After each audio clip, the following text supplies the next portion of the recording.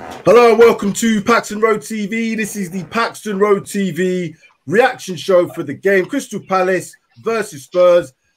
And the score, Crystal Palace 3 at Tottenham Hotspur 0 in a game at Selhurst Park, which was considered possibly going to be a tough game. It was always going to be a tough game being a London derby, but lackluster performance from Spurs. Palace deserved the victory, in my opinion.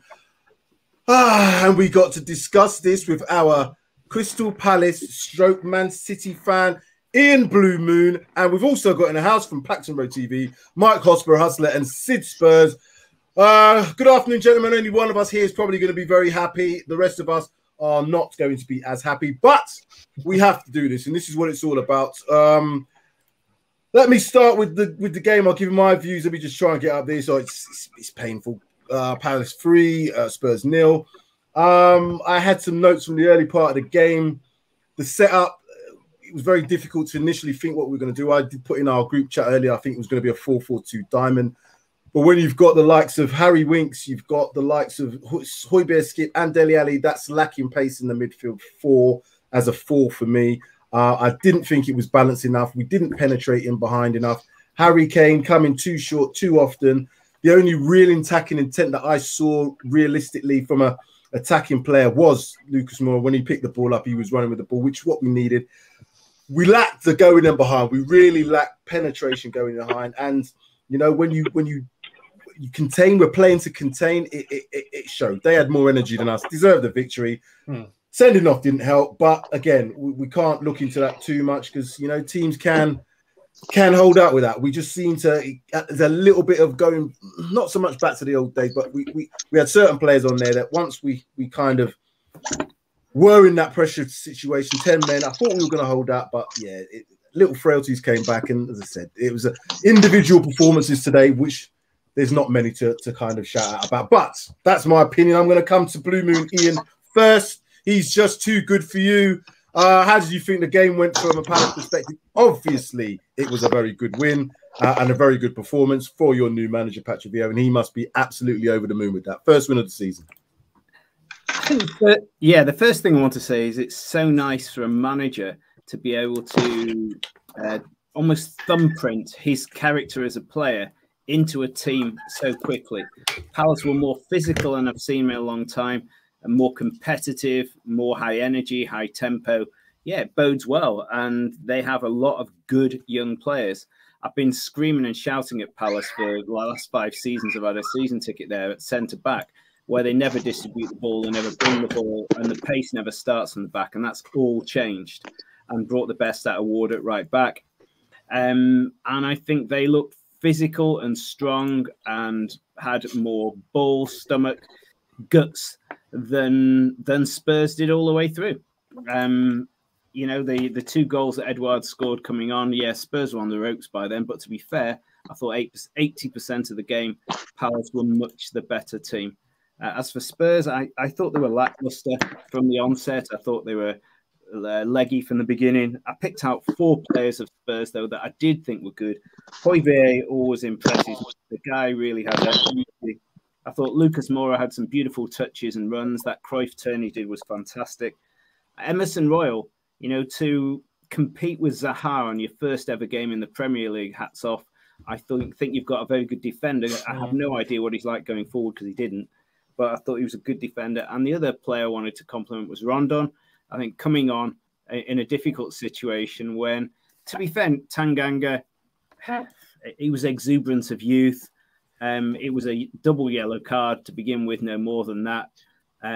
Yeah, it was just exuberant of youth, but I thought Rondon adapted well. And who played well for you, Ian, in terms of your performances? What I just wanted to make was when I was 2 points. Firstly, I did come on when City lost to Spurs, if you remember. But the second point, I was massively critical of Arteta when Arsenal got a player sent off before half time and City were winning. And I just thought, how can you possibly leave it 15 minutes to bring on a bloody midfielder when you got sent off? And credit to Nuno, the second they got a sending off, he had the gumption to rearrange his team and bring a defender on and take the very ineffective Winks off. Who played well? I thought Zaha epitomised the energy. I thought he battled and fought for the team. I thought he was strong. Gallagher is a free-spirited, high-energy, committed player. But I like Anderson. I thought Anderson brought the best of Ward. That meant the right-hand side of the pitch was more effective. I like the centre-back. I think loads of energy came from the centre-backs, which is a really beautiful change. And obviously Edouard with two gifted touches at the end. So, I mean, the rest, Benteke worked hard, Ayew worked hard, Coyote worked hard, but it's the new and I think that was it. Sending off was harsh, though, wasn't it? Let's be honest. I think he deserved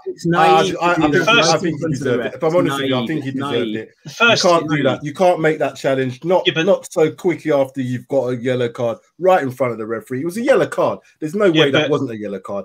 And if it's harsh, it's because he had a yellow card. If that was no yellow card, he would have still got a yellow card for that challenge. If he's already got one, two yellow cards, he's gone. I disagree. So I think if Tanganga hadn't got a yellow card so soon beforehand, I don't think he would have got booked that second challenge. I don't think he would have got booked, especially if that incident that had happened. If he hadn't have been involved in that incident, I think he would have got away with a second yellow. I don't think I would have been to book him in my eyes. In my opinion, no choice. I looked at the challenge, and that was a yellow card challenge. There's no. If you look at the challenge in itself, I can understand if you're talking about the game and what could have happened in the game, and potentially referees could maybe take an approach that. But that was a yellow card. Was that any different? 100%. Was that any different to Ayew's challenge on? This is it. This is my point. So if Tanganga hadn't been involved in that first incident, that second booking that he got, if that first incident hadn't happened, he wouldn't have got booked for that second one. Even more so for him then to make that mistake to do that, because he was. But that's his naivety, isn't it? Because he's a bit. And I was giving him comments. I think he was saying, "Have you got a grip of your emotions? Are you so?" It's just like he said, he was very aggressive in his challenges when he was doing all day. I'm not taking that away from him. But I don't care. If you're a footballer, you've got to have. This is where we talked about Ori, and we said that he lost the ability to sometimes anticipate what was going on in the game at the time. 5 minutes later, after making a challenge, you just stay on your feet. The ball was in midfield anyway, almost. So it was like he didn't have to make that sort of challenge there. But it wasn't a saving challenge. He had mistouched it. He went a little bit further forward and he lunged in. You're going to get a yellow card. That's the lack of experience, though, isn't it? And that's what I'm saying. So we have to also give him the same dues when he does well. And I'm giving him the same dues. But when, as a footballer, you know that you made that challenge, you've got to have your mind switched on to the game. That's my opinion on it. What's your thoughts on that, Mike? I think, first of all, you've got to take into the consideration, one, the fact that he's playing in a London derby. So he's gonna have these moments. He's gonna have to learn from this experience, etc. Secondly, he's only young. He's 20. What is he? 21. Yeah, 21. It's lack of experience. At the end of the day, there's no one in his ear like Rodon. He's only 22, 23. So he hasn't got the experience to be like, "Hey, Tanganga, sort of calm it down, keep your head," sort of thing. If Dyer was there, Dyer probably would have been in his ear. Do you know what I mean? There's no, when you look around him, apart from Lloris, in front of him, Højbjerg probably should have said something, or Kane should have just passed the message back. Someone should have said to Tanganga, keep your head on the game, otherwise you're going to get sent off. And then, if he's always got someone in his ear saying, just flipping, keep your head, he would keep his head, and he'll be mindful of the challenges, the tackles. He'd think twice about going in for a 50-50. Do you know what I mean? Whereas he's young, he's eager. He is an aggressive defender, which I actually like the aggressiveness in him. Because if you take that away from the centre-back, 100%, you sometimes lose a player. But I'm not going to criticise him. I thought, to be fair, take away the 2 yellow cards, which the first one, I thought, you know why he's done that, because he's felt the fouls up the other end. Again, you could argue there's a bit of a lack of naivety, a lack of experience. If anything, you might have just been like, right, I'll just deal with this and then kick off once the ball's out of play, or once you've dealt with that, then kick off about the foul up the other end. But he's thrown him, hasn't he? And then to be fair, I thought Zaha was a little bit lucky because his hands were quite high up to Ganga's sort of, from his head above. They were a little bit high, and I was like, oh, what's Zaha going to do here? But I mean, Zaha's just used the experience, hasn't he? And I mean, he did walk off of a booking himself, but I'm not gonna criticize Tanganga. I think it's something that he will learn, and I'm sure lessons will be learned. Tanganga's the same age as Emerson Royal, I think 22 years of age. Emerson Royal was up against Zaha all game, and he won some battles, lost some battles. If anybody was going to have a real problem with Zaha, it would have been him as a right back. Now, again, I'm not going to take away from Tanganga's ability to be aggressive. That's one thing you have to give the player. It doesn't take away from your brain. I don't care if he's 21, don't care if he's 27, don't care if he's 17. If you're 5 minutes from a challenge like that, knowing it's a London derby, knowing that if you make another challenge within that time, the referee, regardless, is going to give it. That's John Moss. All over. You've got to know situations in games. As footballers, we know situations in games. This is where you lose your head. Sometimes we have to give the same thing when Ori was doing exactly the same thing last season. Oh, why has he lost his head? When you're in the heat of battle, that's what happens. That's when you have to have the teacup moment. Think clearly under pressure. Where was Harry Kane? He's the captain. No, he's why not didn't captain. He go over, discuss with Tanganga, coach him, and look after him? No, that's Lloris, mate. That's Lloris. Lloris is captain. Lloris is captain. That's who should have been in his ear. And to be fair, Lloris did go over in that melee. They all had and Lloris was telling him. You see Lloris saying to him, just like you can see the word, the finger up. It's like, oh, stop it, sort of thing. Keep your head. They dragged him away. They kept him down. I saw them all talking to him. He was clearly trying to calm him down. He calmed down. The referee gave the yellow cards, which both of them, you could have said Zaha maybe deserved a little bit more. But then again, he got thrown to the ground. I'd probably react in the same way if you were in the football pitch. But once that's all calmed down, you've got to have the teacup moment. Think clearly under pressure. That wasn't happening 5 minutes after making the challenge. That's the point. If it was 10, 15 minutes down the line, I could maybe, but you're in that moment. You're like, right, I got to do this. He lost the ball. It wasn't anything to do with a tackle that needed to do anything other than he made a mistake. To try and make up for that, he made another mistake. Compounded that. I can't see any other way that the referee had any other decisions. Sid, I don't know what your thoughts were on the game itself, but performance on the whole team. You know, as soon as I saw that team sheet, right, that was it. Me and my boy were having a discussion. Why on earth do we need Skip, Højbjerg and Winks in a three in a midfield when none of them like to go forward? That is just like so defensive, right? I think Dyer injury made a big difference, and then Tanganga being stupid. It is what it is at the end of the day. But I was listening to a certain radio station yesterday, and basically they were talking about Son being injured, Bergwijn maybe being injured, the situation with Romero, Sanchez, and Lo Celso, and they turned around and said, you know what, Spurs, okay, they've been hard done by, and this international break's messed them up. However, Harry Kane is the England captain, and he is the main man at Tottenham. He then needs to step up onto that pitch tomorrow and show the world that I am Harry Kane. We've got injuries, but I'm going to take it by the scruff of the neck, and I'm going to show them that all this business that's been going on in the summer, all this, you know, I want to leave and I want all that, go out there and give 100%. I think, to be honest, he didn't do I much. don't think you can blame Kane on the defeat, because I'm not blaming him. The striker is only as good as his service, and I mean, what service did he have? He didn't have anything really. So I find it. I know there's comments. People are saying, "Oh, Kane didn't give us anything," but I mean, give Kane a fighting chance. Give him some sort of service. Get the ball into him so he can do something. I mean, a striker, as I say, unless he picks the ball up like he did in that England win, where he picked the ball up and then he just turned and hit a weldy, then I don't know. I think the problem with us today was just the creativity in the midfield. We were set up like it was almost like we were set up to draw, if anything. Yeah, you could argue. I mean, I personally think Nuno's tactics were completely wrong. Right? I think he should not have played them three. I would have actually played either Ndombele, or if he's not 100% convinced on Ndombele, Makandai has been playing superbly. Give that boy a run, or even Gil. Put Gil out. Why do you even not put Gil out? Which I don't understand. And he didn't even change it. We went 1-0 down, and he's not even thinking or contemplating about changing it, which really annoyed me.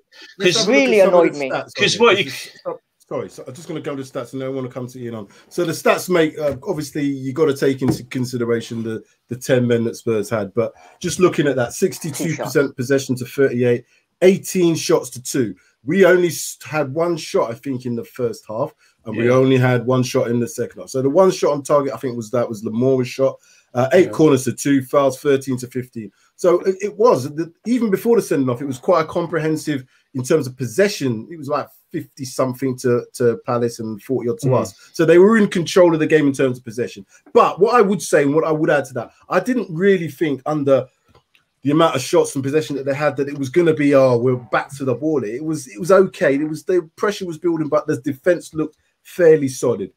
The mistake that happened with the penalty then led to the other one with the goal. It then kind of, you could see that was falling away after that. But up until the point, I thought defensively we were okay. We weren't magnificent, don't get me wrong, but we blocking, I was seeing Dele blocking shots. You know, there was a real great sort of togetherness in terms of that sort of side of things. But then again, when we lacked, I said that the penetration for me, we weren't going to get back in the game unless we were able to change that by getting players to go in behind. We had none of that today. Lucas Moura was picking the ball up from midfield and running through players, but he wasn't going in behind. Dele Alli wasn't going in behind. Harry Kane dropping short, not going in behind. We had no pace in attack to be able to get their defense turned around. So we never had that. We weren't in control of the game. So once you're not in control of the game possession-wise, you have to look for another way of playing. Playing long might have been an option if you've got the right players. I don't think we had that. So looking at the possession and looking at obviously the amount of shots on target, where could Spurs have done more in terms of the midfield? What could they have done more in midfield? Come to you, Mike, on that one. Midfield. The problem we had with the players that were available, or the players that were starting, I mean, you've got Højbjerg, Ali, Skip. I mean, when you start those three, straight away, the lack of creativity is worrying. I mean, I've said it before. When you've got those three in midfield, it's almost like you're just setting up so you're solid defensively, because those three players. Well, it's okay, take away Dele Alli, but when you've got I forgot Winks as well. I forget Winks. Sorry. So Højbjerg, Winks, and Skip. When you've got those three plus Ali, you could straight away just see the lack of creativity was going to be an issue. And I mean, with those in midfield, it's not like we could just play I don't know, a solid sort of 4-4-2 or 4-3-3. It just wouldn't work. I don't get Nuno's thinking, because you're not going to get no creativity from Winks, Højbjerg, and Skip. So why didn't he just take the risk and play on Ndombele? I mean, he was crying out for Ndombele and his creativity today. 100% agree. I would have sacrificed, me personally, I would have sacrificed Winks for Ndombele, and I would have taken a risk with him. I mean, he was crying out for his creativity. That's the obvious situation there. But I mean, when you've got those three in midfield, it just oozes the fact that it's almost like we were being set up to just see out for a draw. I can't say we were set up for a win, because this is definitely Jose 2.0. I think we were saying that it's definitely Jose 2.0 performance. Let me just get to Ian on getting to Palace then. Who would you say was your man of the match today? Either Gallagher or Zaha, or I liked what Anderson did from the back, because I think that's where the energy comes from.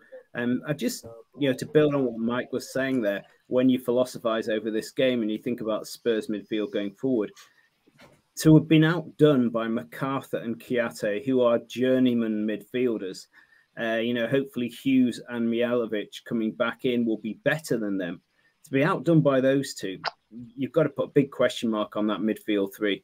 But I actually thought the other always unsung hero is Ayew. I mean, even as a number 10, even though he has a number 9 on his back, he drops back into that midfield constantly, giving that extra man, helping him out, muscling him out. But what Palace did is they showed width, whereas Spurs were just super compact in midfield, super narrow. So, yeah, I think in terms of answering your question, I'd say Conor Gallagher was really great. Zaha was sensational. Ayew was everywhere, and Anderson makes such a difference. Sid, just coming to you. Listen, this is the team that started today, and I had to kind of change how it was set up in terms of formation-wise. So just going through that, we had in goal Lloris. We had it right back. Emerson, Tanganga and Dyer formed the centre-back partnership. I can't remember, but it was probably about 15, 20 minutes before when Dyer came off. Reguilon, left-backs. The midfield four, if it was a diamond, because it looked like a diamond. Skip was at the top of that. Dele was at the base. And Hojbjerg wings either side. Then we had Moura and Kane up top. As I said, Moura was dropping a lot deeper and picking the ball up. But Kane was also dropping deeper. So there was, as I keep saying, there was no focus in terms of a threat in behind or a central threat in the middle of the pitch, which, again, we can say, oh, well, we've played that way before and it's worked for us. But in times of like this is what I keep saying about tactical flexibility. You can see, we could clearly see we didn't have enough penetration. So what would you normally do in this situation? Maybe get one of them to play high. If Kane's the one that's going to drop, play more a little bit higher. Kane can drop into that midfield area more so than Dele Alli. Let Dele Alli run in behind. Dele Alli's best times at Spurs have always come from that Frank Lampard late run into the box, picking the ball up there. It doesn't come from him picking the ball up in midfield, turning players and banging 25-yarders. He doesn't do that. So what you do is try and build on his strengths. Defensively, he's now a much better player. But attacking-wise, we want to see that. And I'm just a little bit concerned that if we don't try some of these players like the Hills on the bench, the Tangar's on the bench, like he was saying, Mike, even Dane Scarlett was available to try something differently. You know, these are where, you know, we've got to question the manager in this situation. You do. I mean, straight away from that formation there, what we should have done, if we're going with the two up front, I'd have put Moura where Ali is, and I would have pushed Ali up behind Kane. Because if Ali's going to be that type of player that's going to run on beyond Kane, then that's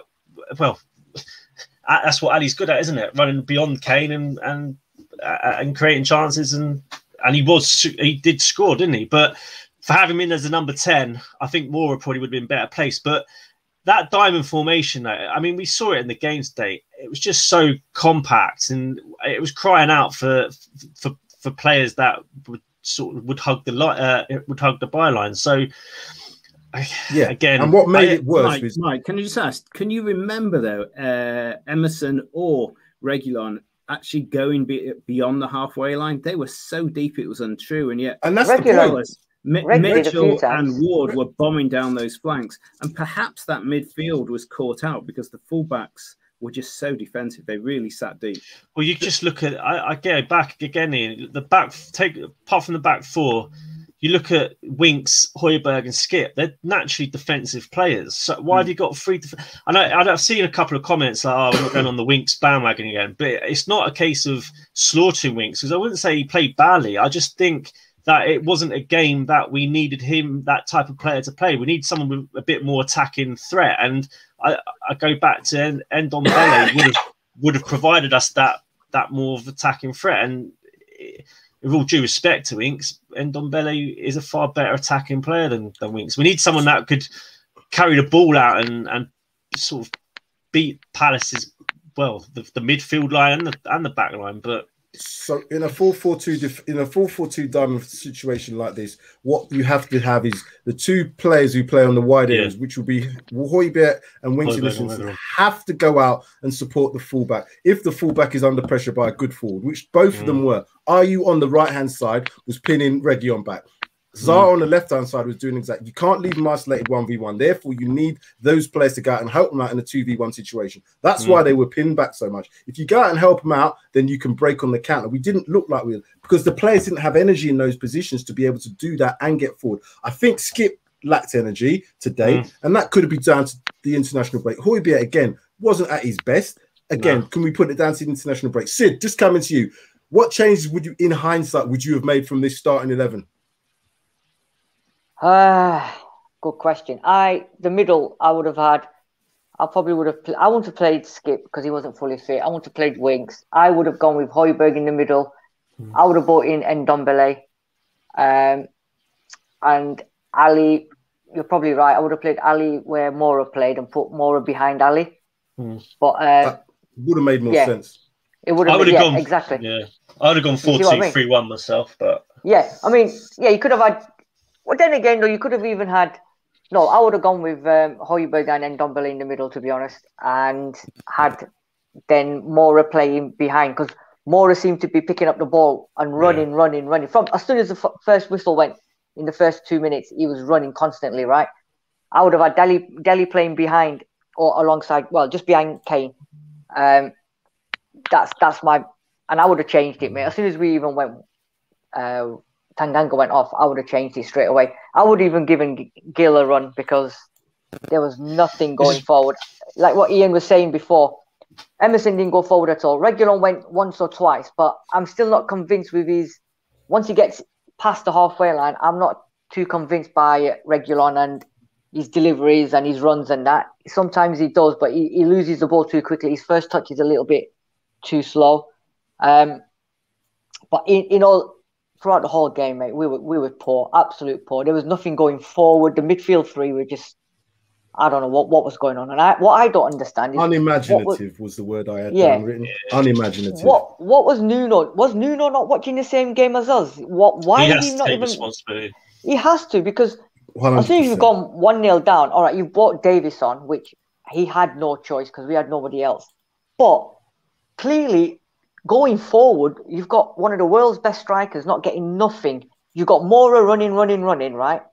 Dele was doing what he could, but there was nothing going forward. So why not bring Ndombele on? Why not bring Gill on?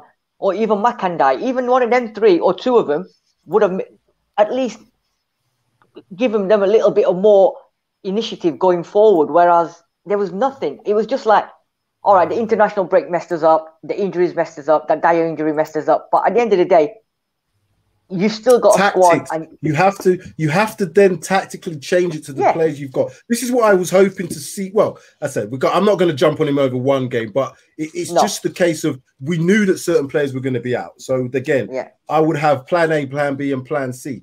You know that Palace, younger players, are going to have more energy. Not all their players would have been out on international break. So they're going to have more starters that were going to be physically at a higher tempo. So you've got to match them energy-wise. That's the only way. So that's the side of things from a management and a coaching perspective that I'm a little bit concerned about, because we knew that certain players weren't playing today. We knew that Skip had a knock. Everybody knew that from previously. So if you're expecting a player that's had a knock, who's not the most mobile anyway, to then be as dynamic as he needs to be in a midfield that contains Gallagher, that contains Kiate as well, I think you can see after 10 minutes, they're overrunning us here a little bit more. Change it. Or we need to change our approach, maybe to get the ball a little bit longer. There's nothing wrong with playing long balls at times. There's nothing wrong with it at all. Ian, I'll just come to you on this last point. How do you think this result then will see Palace, I guess, for the not necessarily for the whole season, but certainly for the immediate future? The first win of the season. Selhurst Park was rocking today as well. Is this a case of,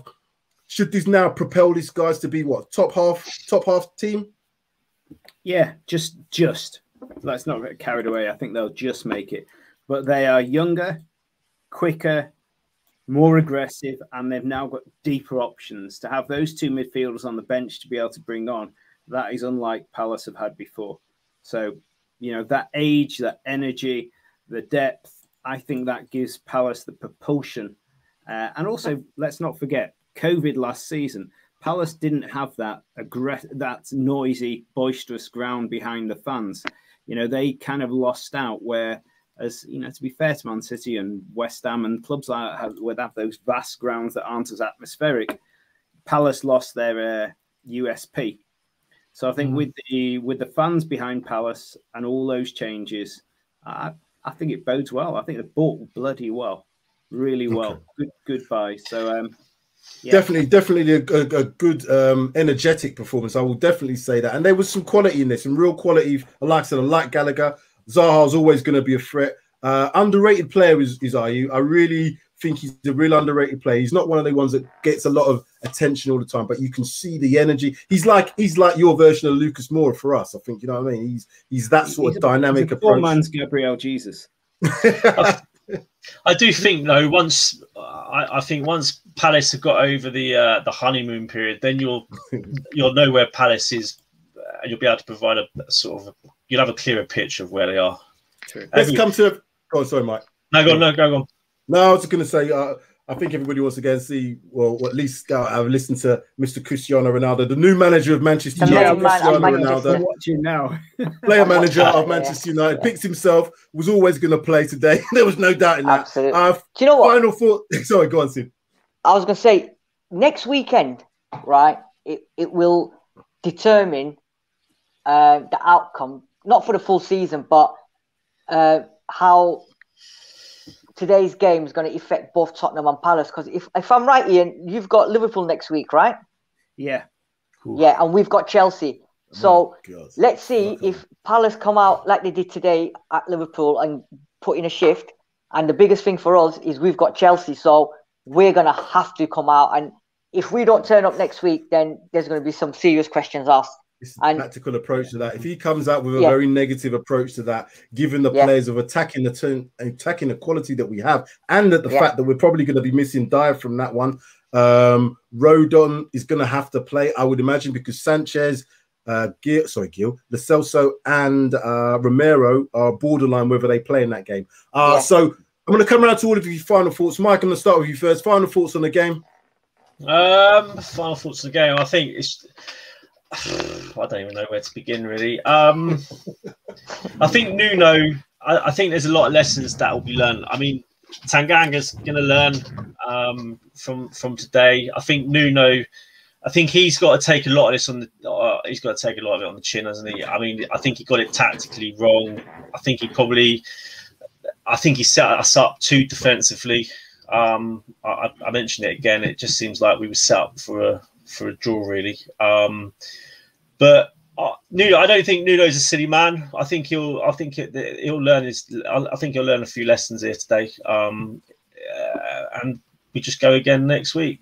I don't think this is a situation whereby all of a sudden the fan base needs to be sort of worried or negative.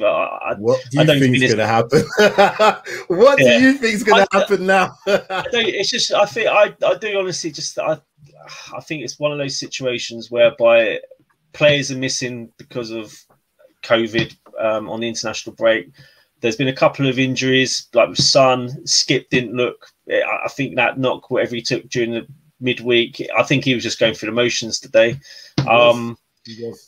But the plus side, I still think Tanganga had a good game, regardless of the injury. Regardless of his sending off. I thought Royal being thrown in the deep end. I think he's going to be a good player for us. There's definitely something there with him. To be fair, yeah.